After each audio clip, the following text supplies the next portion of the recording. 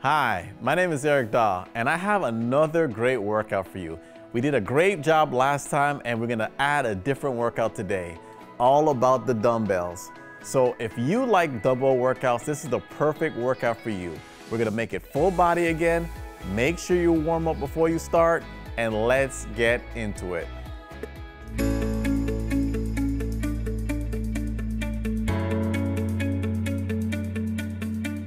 And we're gonna start with the front squat, keeping those weights right about chest height. I want you to squat up and down. The biggest thing I want you to focus on, folks, is that you keep your upright position. If you notice, I have my toes pointed out slightly, maybe 30 degrees.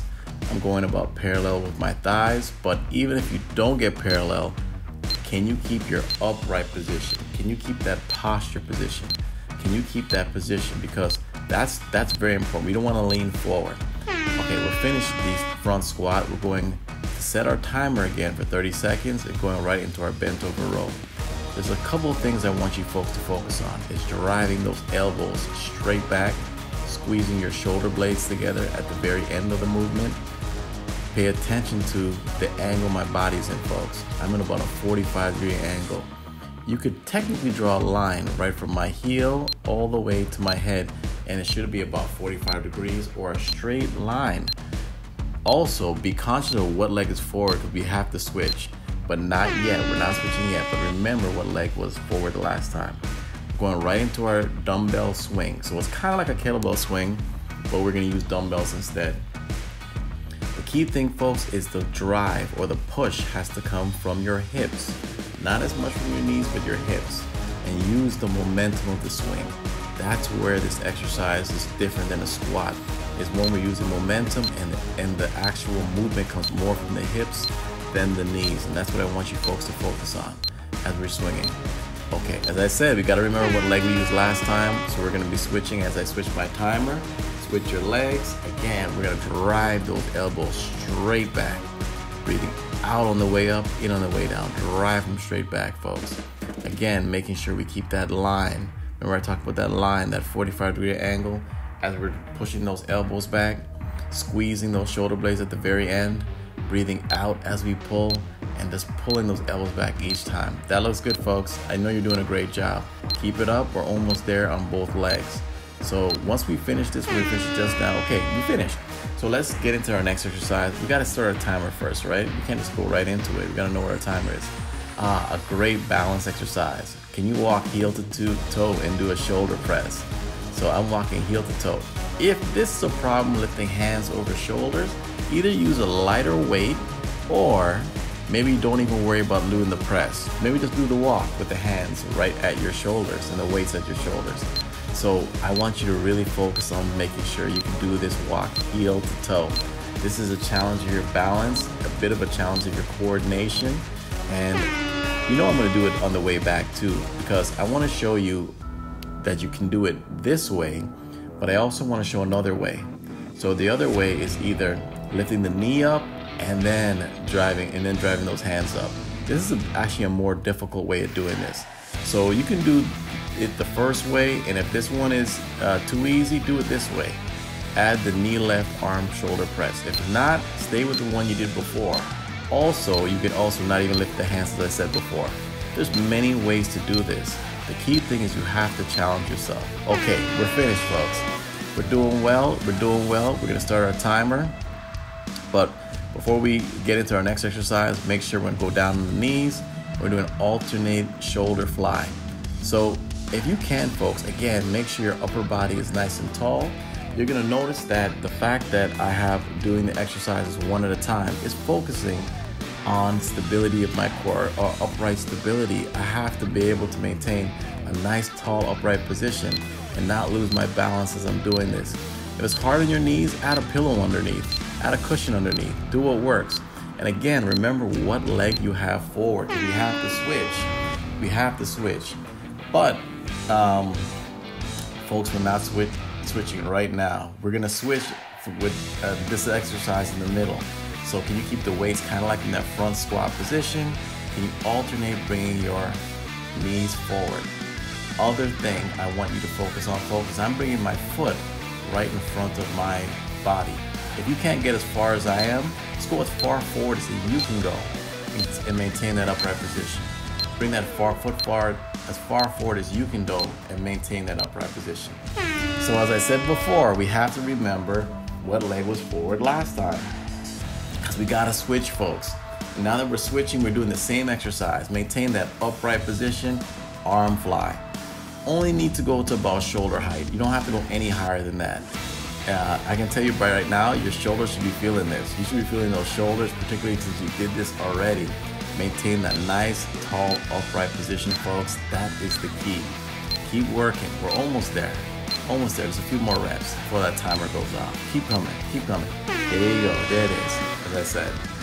Okay, so we're getting there, folks. Stay with me.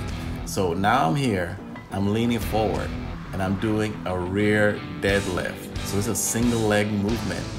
Again, this movement comes from your hips. Not as much knee bend, slight knee bend, but from your hips.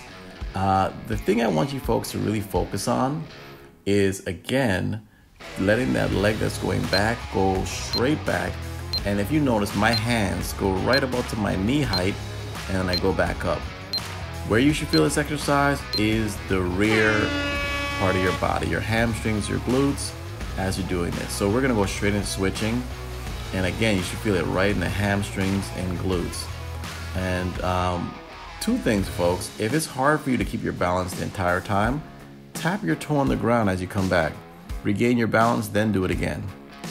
You don't have to go all the way lower than I'm going right now. Once you get to about your knees again, go right back up. Keep that back leg straight as you're doing this exercise. Keep working. Time is up right now. So folks, we're gonna go straight into some more core exercises right here, where I'm gonna be kneeling on both knees this time and circling my head. I'm going all the way in front, all the way behind. Can you maintain a nice tall upright position as you're doing this? We're making a big circle. Think of the biggest circles you can make. This is actually really good for your shoulder mobility too, folks. So it's a core exercise, but it's really good for getting that shoulder mobility, or moving those shoulders and getting them to move in all different directions. And you know me, folks, I like to be as balanced as possible, so I have to go the other direction. I mean, you can't just do one side, right? You got to do the other direction. So again, big circle. I think I went the other direction. Based on what I'm seeing right now, I'm not sure, but regardless of how you do this, make sure you go the other direction, because we want to work both sides. We want to make sure that we're able to work both sides when we're doing this exercise. And again, make sure that core is tight. Those glutes, you're gonna feel your glutes because they're keeping you nice and tall too. And then we're finished our exercise. Restart your timer for 30 seconds, and we're gonna move on to something else. And this one, if you have a weight that's too heavy, use a lighter one. Or maybe just use your arm. This is a side plank arm swing. Maybe you just do this with your arm, or a 2-pound weight or a 1-pound weight. By maintaining this position, you're actually engaging your core a lot in this position, and you're working those shoulder muscles. I'm doing it from my knees right now, and if this is good for you, stay right here. Other thing I want you to really focus on is, again, it's a swing. It's not a slow movement.